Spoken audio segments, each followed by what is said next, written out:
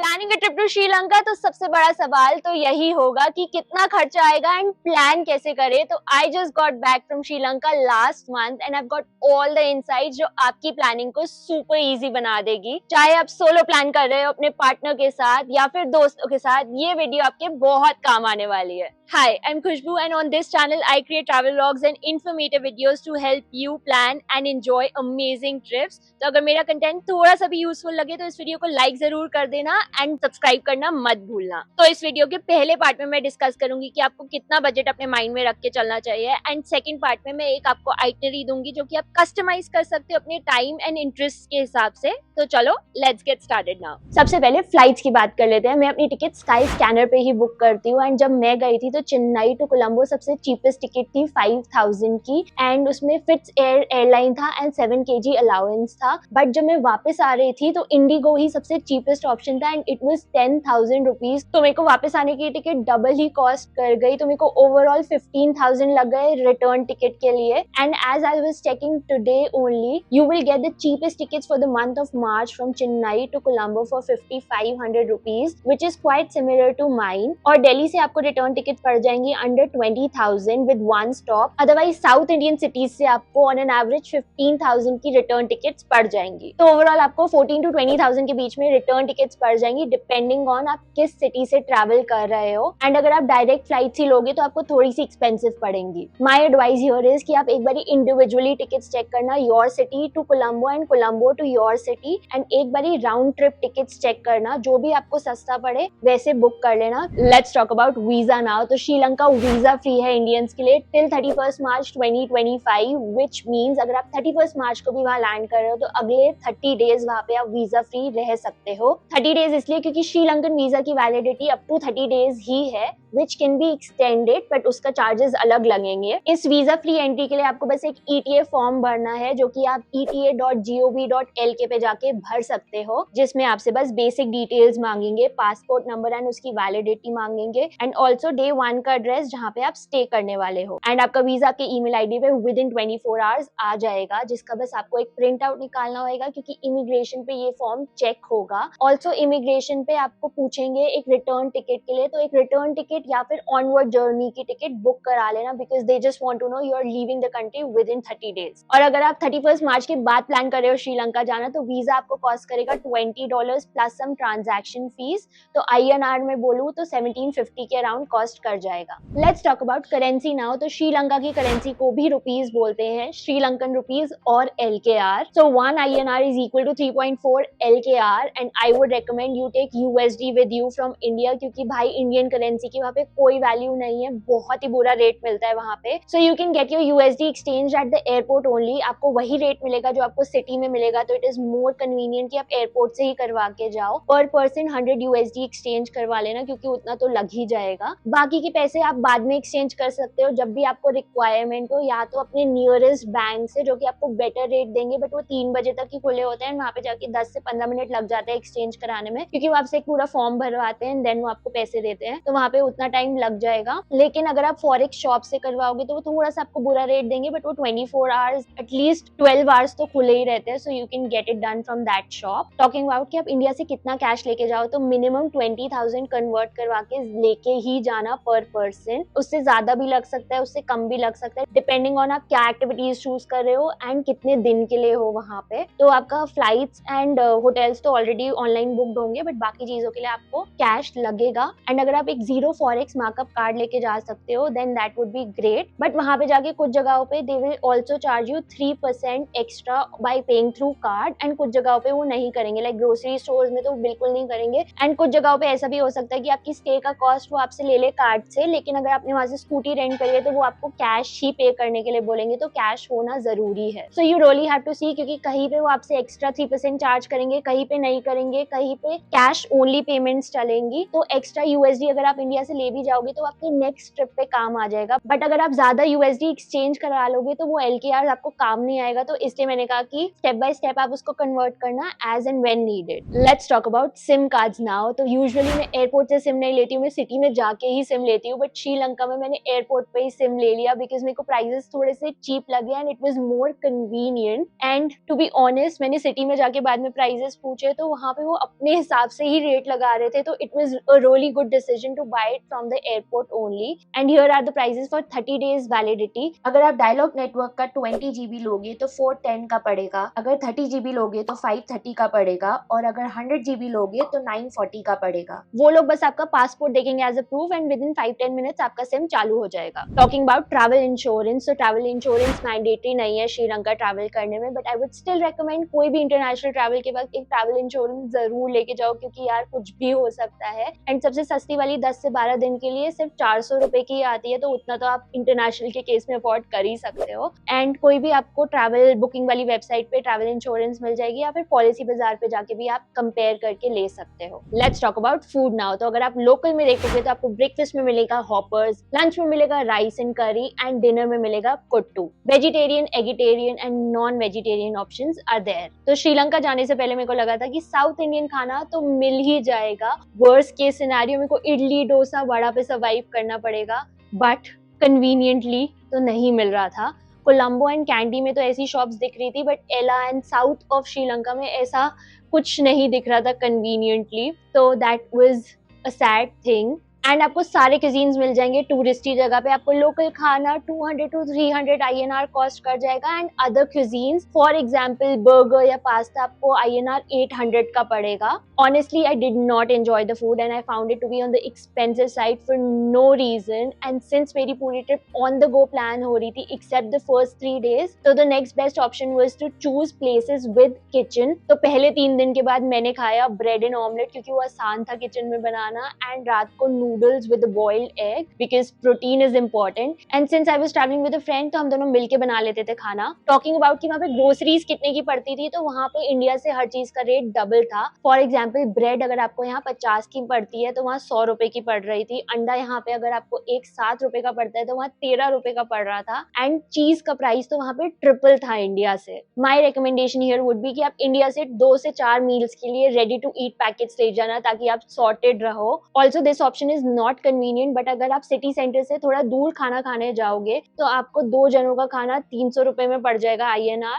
But अगर आप city centre में खाओगे तो आपको 200 से 300 पर पर्सन लगने वाला है। तो आपका पर डे फूड का खर्चा अराउंड 1000 इंडियन रुपीज लग जाएगा। Finally let's discuss the itinerary. इस सेक्शन में मैं कवर करूंगी एक plan for your Sri Lanka trip along with transportation, stage and things to do in that area. तो आप कोलंबो में लैंड करोगे, एंड कहने के लिए एयरपोर्ट का नाम कोलंबो है, बट एक्चुअली आप निगम्बो में लैंड करोगे। एंड निगम्बो से कोलंबो अपने होटल पहुंचने में आपको 1.5 आवर्स लग जाएंगे अप्रोक्सीमेटली। तो डे 1 पे आई वुड रेकमेंड कि आप चेक इन करो, थोड़ा रेस्ट करो, एंड शाम को चले जाओ गोल्फ फेस ग्रीन, एंड वहां पे जाके आप सनसेट एंजॉय करो, बीच पे रिलैक्स करो। एंड शाम होते ही वहां पे बहुत सारे स्टॉल्स लग जाते हैं, तो आप वहाँ पे बहुत सारा खाना पीना एंजॉय कर सकते हो। एंड इवन सोवेनियर्स की बहुत सारी शॉप्स होती है, तो आप वो सब चेकआउट कर सकते हो। Here are other things to do in Colombo जो आप लास्ट डे या फिर नेक्स्ट डे कंसिडर करना कर सकते हो। तो डे 2 बताने से पहले मैं आपको सारे ट्रांसपोर्टेशन ऑप्शंस बता देती हूँ। तो सबसे कन्वीनियंट ऑप्शन तो टैक्सी ही है, तो आप पिकमी ऐप एंड उबर अपने फोन में डाउनलोड कर लेना, and you can use it with in the city. आपको एक जगह से दूसरी जगह जाना है, या फिर आपको दूसरी सिटी में जाना है, या फिर आपको एयरपोर्ट से सिटी आना है, तो आप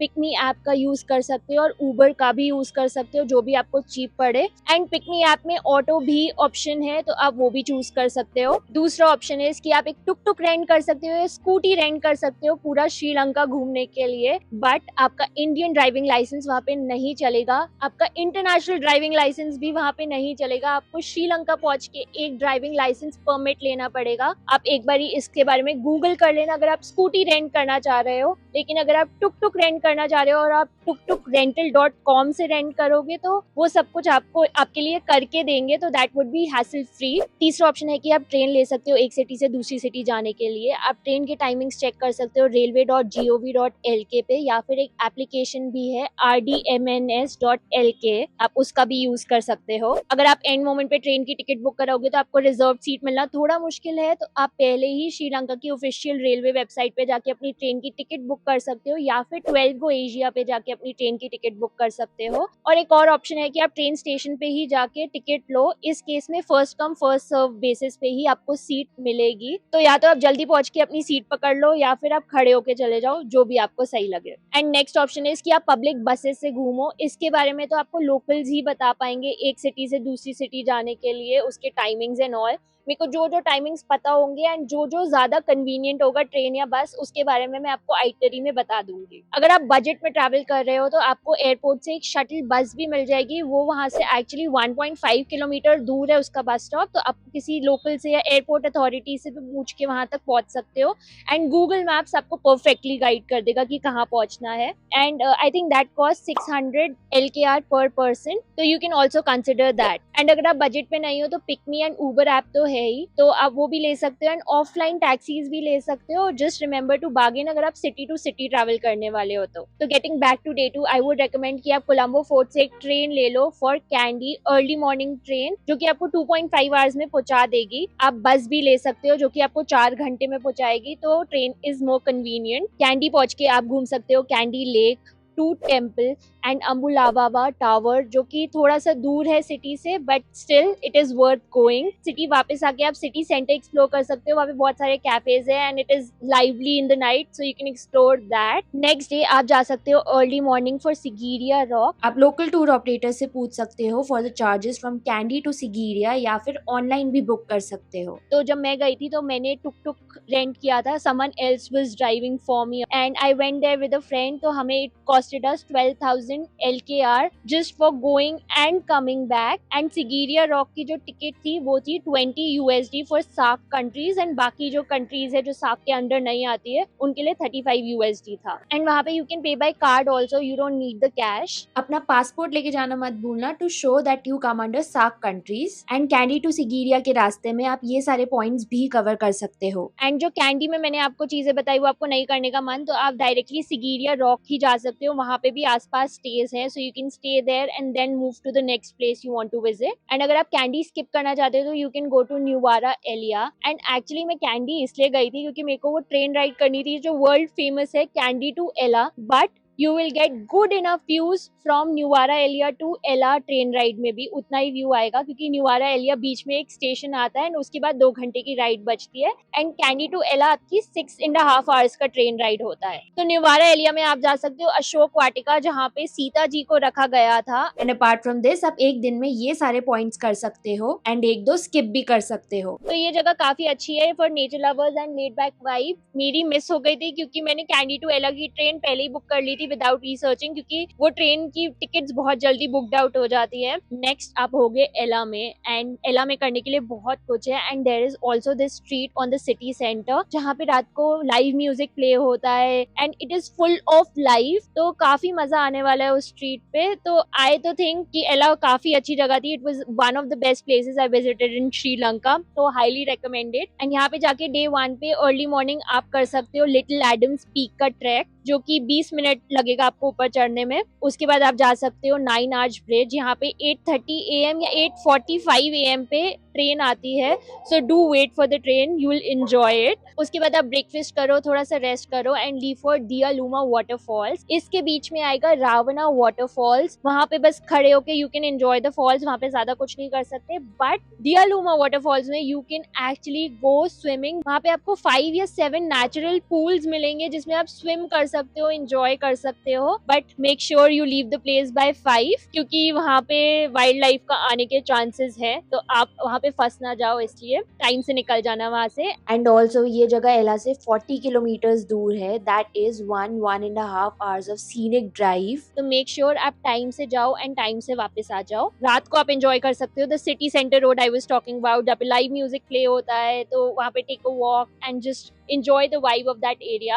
Day 2 पे if you enjoy trekking, I would recommend एला रॉक का ट्रैक करो, जिसमें आपका 4 से 5 घंटा लग जाएगा, तो आई थिंक आपका आधा दिन तो चला ही जाएगा। उसके बाद शाम को आप जा सकते हो एला मोनास्ट्री, जहाँ पे आपको एक डिफरेंट कॉन्सेप्ट दिखेगा of Buddhism and Hinduism together. After एला take a bus to south of Sri Lanka, यहाँ पे काफी सारी बीचेस है, to name a few here is a list. तो आप एला से बस ले सकते हो मिरीसा के लिए, आई थिंक लास्ट बस 12:15 PM की होती है and you will reach in 4 hours directly आप पहुंच जाओगे। अगर वो बस आप मिस भी कर देते हो तो then you can take a bus to Mathura, and वहां से अगर आप उसके ईस्ट जाओगे तो काफी सारी बीचेस, अगर आप उसके वेस्ट जाओगे तो काफी सारी बीचेस है। I would recommend you pick a base जहां से आप सारी बीचेस कवर कर सको, जो भी एक्चुअली आप बीचेस कवर करना चाहो वो सारी कवर कर सको। तो मैंने एक पॉइंट पिक किया था जहाँ से मिरीसा 1 किलोमीटर था एंड विलिंगम बीच 1 किलोमीटर थी। तो वहां पे काफी सारी एक्टिविटीज है करने के लिए, whale watching, scuba diving, surfing and also snorkelling. तो मैंने सर्फिंग करनी थी इसलिए विलिंगम बीच को मैंने पास रखा।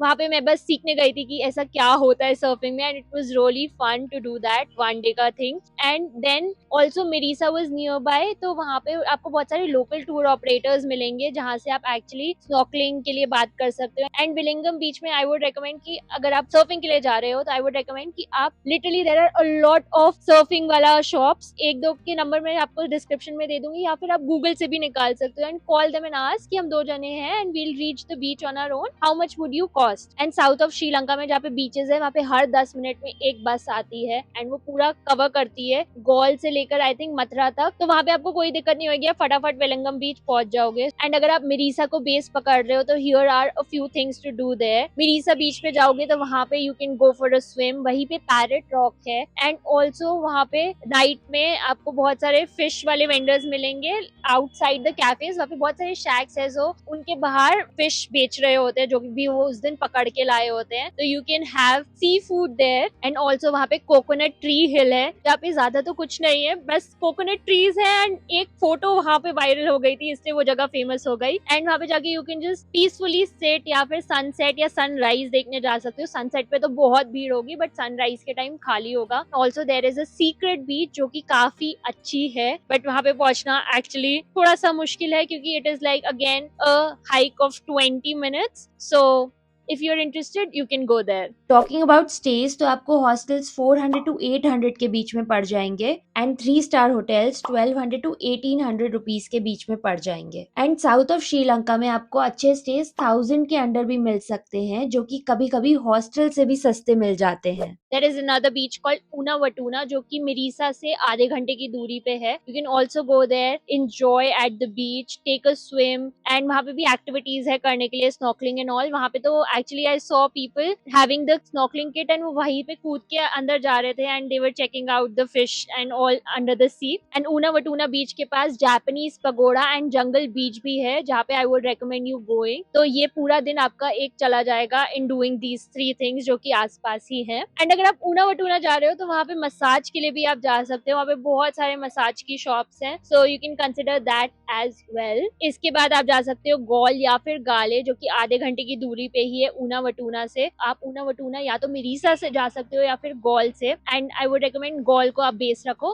गॉल में ज्यादा कुछ तो नहीं है बट गॉल फोर्ट है जो कि यूनेस्को वर्ल्ड हेरिटेज साइट है एंड उसको घूमने में आपका एक दिन चला जाएगा क्योंकि वहाँ पे बहुत सारे छोटे छोटे पॉइंट्स हैं। वहाँ पे एक बीच भी है जहाँ पे लोकल्स आते हैं। अपार्ट फ्रॉम दैट वहाँ पे एक छोटा सा पॉइंट है जहाँ पे आप बैठ के सनसेट देख सकते हो। You can spend the whole day there and आप अपनी ट्रिप गॉल पे खत्म कर सकते हो। यहाँ से डायरेक्ट बस मिलती है एयरपोर्ट के लिए जो कि एक्सप्रेस वे से जाती है, तो आप 2 से ढाई घंटे में एयरपोर्ट पहुंच जाओगे। ये बस दिन में 2 बार चलती है, 6:30 AM and 4:30 PM, and cost करती है 1500 LKR पर person. So I would recommend कि आप वहाँ पे जल्दी पहुंच के अपनी टिकट ले लें एंड सीट ले लें क्योंकि वो ऑलमोस्ट बुक्ड आउट ही होती है because everybody wants to end their trip and go to the airport like that. Otherwise there are tuk tuk and cabs also जो कि आपको 15,000 LKR ले लेंगे, तो इट इज टू मच, इसलिए that bus is more convenient. तो आप एक ट्रेन से भी कोलंबो फोर्ट तक पहुंच सकते हो and then you can go to Negombo. तो वो आपका बहुत ही ज्यादा टाइम वेस्ट कर देगी, लाइक 4 से 5 घंटे। एंड अगर आप श्रीलंका जाके सफारी कंसिडर कर रहे हो तो 2 फेमस नेशनल पार्क्स है, Yala national park and Udawalawe national park. So Udawalawe national park is famous for spotting elephants. तो आप कोई भी सीजन में वहां पे जाओ तो एलिफेंट तो आपको दिख ही जाएगा, बट अगर आपको लेपर्ड स्पॉट करने हैं तो याला नेशनल पार्क को आप चूज करना क्योंकि वहां पे आपको हायर चांसेस है लेपर्ड्स दिखने के। Although it is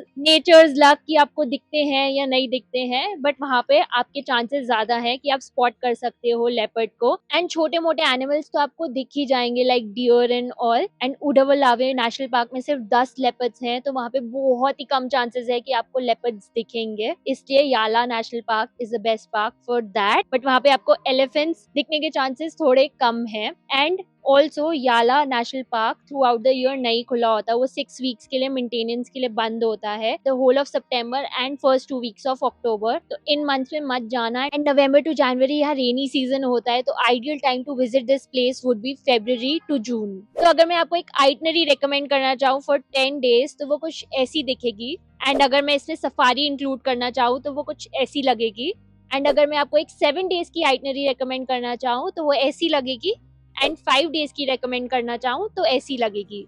talking about the best time to visit, तो श्रीलंका एक ईयर राउंड डेस्टिनेशन है, जिसका मतलब है आप पूरे साल में कभी भी श्रीलंका विजिट कर सकते हो। Although November to March is considered a great time for beaches, क्योंकि इस टाइम पे सर्फिंग कंडीशंस एक्सीलेंट होती है साउथ एंड वेस्ट कोस्ट में। And north and east coast में इस टाइम पे बारिश होती है। एंड अगर आप शोल्डर सीजन देख रहे हो जहाँ पे आपको चीपर प्राइसेस मिल सकते हैं ऑन अकोमोडेशन एंड फ्लाइट्स, तो आप कंसिडर कर सकते हो September, October and April months. Lastly May to August are monsoon months in west and south coast, but north and east coast can be great places to visit at this time. Personally, I did not find much on the north coast, but on the east coast you can consider Arugam Bay for surfing or just relaxing at the beach. And central Sri Lanka like Kandy and Ella can be explored throughout the year. Lastly, I have some travel tips for you अगर आप budget पे travel करना चाहते हो, and I'm just going to read it out from the phone. तो पहला ये है कि take a local train from Kandy to Ella और एला टू कैंडी, या फिर आप 2 घंटे की ट्रेन राइड ले सकते हो न्यूवारा एलिया टू एला तक। You will get good enough views and आपको अपनी फोटो भी 1-2 मिल जाएंगी अच्छी। सेकंड, अगर आप स्कूटी रेंट कर रहे हो कैंडी में सिगीरिया रॉक जाने के लिए, तो वहाँ पे आपको पुलिस मिलेगी एंड 25,000 LKR का चालान है, that is 100 USD।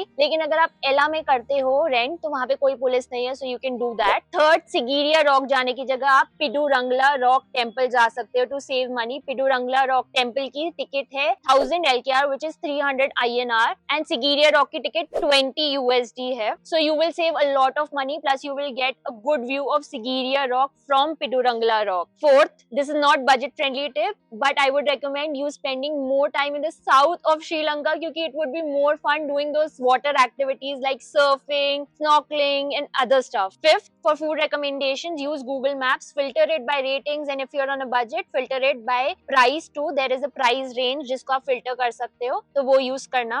Sixth is apps to use, तो एक currency converter app रख लेना जल्दी convert करने के लिए। Pickme app को रखना for transport। Clue can get your guide for booking activities या फिर offline भी आप book करा सकते हो local tour operator से। एंड अगर आप 2 जने हो या ज्यादा हो तो आप bargain भी अच्छा कर सकते हो on the activities। Seventh, for accommodation आप पहले 2 से 3 दिन इंडिया से ही बुक करा के जा सकते हो to be relaxed एंड बाकी की ट्रिप आप on the go प्लान कर सकते हो। and you can also call the hotels or stays and ask them for the prices and bargain accordingly। ये वाला सीन थोड़ा सा adventurous हो जाता है but you are left with very less choices so you have to select out of them only, तो वो थोड़ा सा easy हो जाता है select करना। you can just call and ask for the prices and just book it fast। and कभी कभी अगोड़ा आपको better prices दे रहा होता है, तो जब आपके पास दोनों prices हो you can compare and then book accordingly। 1-2 दिन पहले या उसी दिन, मैंने तो एक बारी 2-3 बारी उसी दिन ही बुक किया है, so it was like fine, it worked for me। so that's about it from Sri Lanka budget and itinerary video। I hope you found this video really helpful and I hope you have an amazing trip। so if you watched the video till here,